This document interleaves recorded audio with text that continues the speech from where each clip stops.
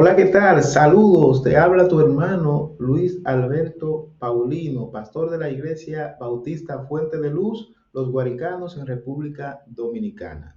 Hoy quisiera convertir esto en una pequeña serie de cortos titulada Falacias en el Ministerio. ¿Y qué es una falacia? Una falacia es una mentira oculta. Y si vamos a una definición, según el diccionario, es un engaño o mentira que se esconde bajo algo, en especial cuando se pone de manifiesto su falta de verdad. En otras palabras, una falacia es una mentira encubierta, una mentira que cuando usted la pone frente a la verdad y no encuentra argumento para sostenerla. Y una de esas mentiras o de esas falacias en el ministerio es nada más y nada menos que enfrentar el pecado. Enfrentar el pecado provoca división. Y si provoca división, esto implica entonces que yo no lo voy a enfrentar. Y una de las cosas que se le critica a Martín Lutero, o sea, de la que se acusa a Martín Lutero, es de haber dividido la iglesia. Este hombre dividió toda una iglesia. O sea, que tenía que quedarse de brazos cruzados y no decir nada, porque lo que estaba en juego era supuestamente la unidad de la iglesia. Y este tipo de razonamiento se hace lamentablemente el día de hoy en algunos lugares, en algunas congregaciones, algunos pastores y algunos hermanos creyentes tienen este razonamiento. Hay una situación de pecado, ya sea en el liderazgo, ya sea en un hermano, y nadie la enfrenta. Es un secreto a voces, todo el mundo lo sabe, pero nadie lo enfrenta porque si lo enfrentan, eso es una bomba y esto va a causar una división en la iglesia. Y por eso yo entonces prefiero hacerme de la vista gorda y no enfrentarlo. Ahora, cuando nosotros confrontamos esta, esta falacia, esta mentira, con lo que dice la Biblia, obviamente queda evidenciado que esta es una falacia. Nosotros tenemos un ejemplo en la Biblia. Y el ejemplo que tenemos muchos ejemplos más, pero un ejemplo bien llamativo en la Biblia del enfrentamiento de un líder que no estaba caminando de acuerdo a lo que dice la Biblia, ni de acuerdo a lo que él enseñaba. Sin embargo, se enfrentaba. Y nosotros vemos, por ejemplo, que luego de Pablo ser cuestionado en cuanto a su apostolado e ir al concilio y demostrarse allí que Pablo era un verdadero apóstol y que la circuncisión no era necesaria para los gentiles, y vemos a Pedro allí en Hechos capítulo 15, puesto de acuerdo con los demás apóstoles, pero luego, más adelante, en Gálatas, nosotros encontramos a un Pedro que está en Antioquía, que está de alguna manera viviendo de la manera que él estaba rechazando hace poco. Por ejemplo, en el versículo 11 del capítulo 2, Pablo tiene que enfrentar a Pedro. ¿Y por qué causa tiene que enfrentar a Pedro? Hace poco se estaba discutiendo lo de la circuncisión de los gentiles y Pedro, Jacobo y los demás quedan de acuerdo en que los gentiles no tienen que circuncidarse, sino que tienen que apartarse de ahogado, tienen que apartarse del pecado y tienen que vivir, en resumida cuenta, en santidad. Sin embargo, ¿qué es lo que está haciendo el apóstol Pedro ahora en el versículo 11, en el capítulo 2 de Gálatas? Dice Pablo en el 11, pero cuando Pedro vino a Antioquía, le resistí cara a cara porque era de condenar, pues antes que viniesen algunos de parte de Jacobo, comía con los gentiles, pero después que vinieron se retraía y se apartaba porque tenía miedo de los de la circuncisión. Y en su simulación participaban también los otros judíos, de tal manera que aún Bernabé fue también arrastrado por la hipocresía de ellos. ¿Qué vemos ahí? Vemos a un Pedro que está cediendo a algo que él defendía, pero que está aparentando con un grupo y está aparentando con otro, porque él no quiere que haya una problemática allí por causa de la división. No, la realidad de esto no era proteger la unidad de la iglesia, porque estas personas, estos judaizantes, se identificaban como cristianos, pero tenían esta cláusula. O sea, los gentiles tienen que circuncidarse para poder ser verdaderos cristianos y poder ser salvos. Y lo que está en juego acá, aparentemente, es la unidad.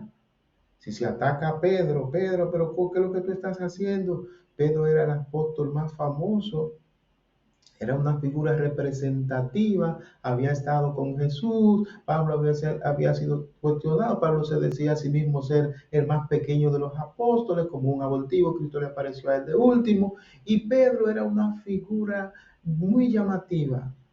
Pedro era una figura, digamos, con mucha credibilidad, y cualquiera pudiera decir, pero si a Pedro se le señala, entonces la iglesia se va a dividir. Pero Pablo no tuvo en cuenta eso. ¿Qué fue lo que Pablo hizo? Pablo lo enfrentó a Pedro porque Pedro estaba mal, estaba actuando hipócritamente. Y no solo eso, como era un líder, tenía seguidores, estaba arrastrando a otros a pecar. Pero lo que estaba en juego no era la reputación de Pedro. A veces estamos protegiendo no la reputación de la iglesia, sino la reputación de una persona en particular. Y el miedo de Pedro era perder su popularidad. Quería seguir siendo popular entre los judaizantes y quería ser popular también entre los gentiles. De manera que se juntaba con uno y se juntaba con el otro, y cuando venían los otros, él se retraía de parte de los otros.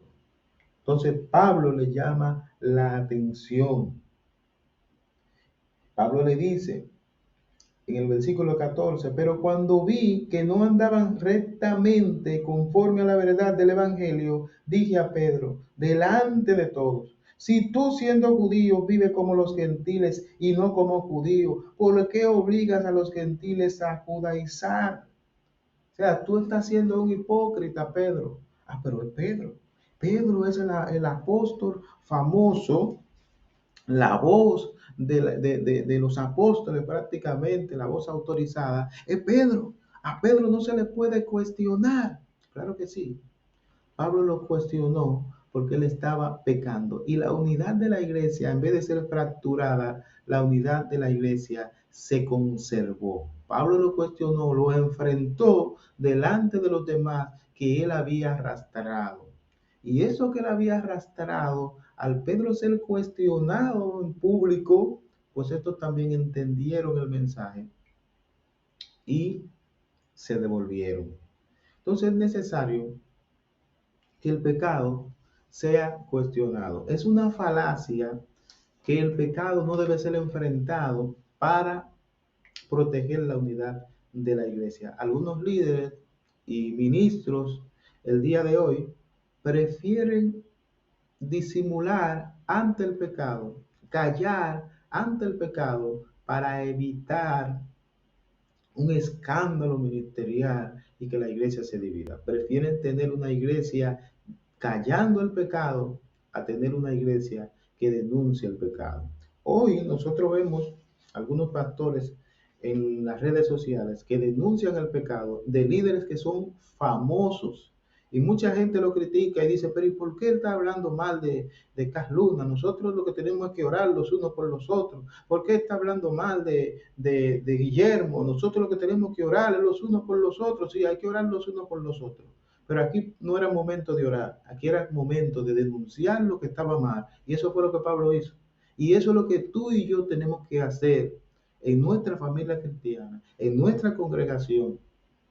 Si es líder, si no es líder, es denunciar el pecado. El pecado tiene que ser denunciado. Y hay maneras, en las que las cosas pueden hacerse. Hechos Mateo capítulo 18, nosotros encontramos la manera en cómo se puede disciplinar al hermano que peca. Allí vemos en Mateo 18 cómo si un hermano peca, ¿de qué manera a este hermano se le debe llamar la atención? Dice el capítulo 18 de Mateo, versículo 15 en adelante. Por tanto, si tu hermano peca contra ti, ve y repréndele estando tú y él solos. Si te oyere, has ganado a tu hermano, mas si no te oyere, toma contigo a uno o dos, para que en boca de dos o tres testigos conste toda palabra. Si no te oyere, dilo a la iglesia, y si no oyera a la iglesia, tenla por gentil y publicano. El caso de Pablo y Pedro es un caso diferente, porque Pedro estaba pecando de manera pública y era necesario que fuese corregido públicamente para que el pecado se matase, como decimos popularmente, como la culebra, por la cabeza. Sin embargo, hay pecados que se cometen de manera particular contra uno en la iglesia y que usted sabe quién está pecando, pues ahí está la manera como usted tiene que llamarle la atención a esa persona. Mira fulano, tú estás mal. Ah, vengo entonces con alguien más y con dos testigos. Mira, tú estás mal, pero sigue persistiendo en su pecado. Ah, bueno, entonces hay que declararlo como gentil y publicano. En otras palabras, esta persona tiene que ser considerado como un impío, porque lo que está en juego es el testimonio del evangelio, no nuestra reputación, no la reputación de ese hermano, no la reputación del pastor, no la reputación mía, es el testimonio del evangelio. Y Pablo entendió eso por encima de la fama de Pedro y le llamó la atención. Tú y yo tenemos que hacer lo mismo. El decir que corregir el pecado causa división es una falacia más que nosotros no debemos seguir practicando. Dios te bendiga y que tengas un buen día.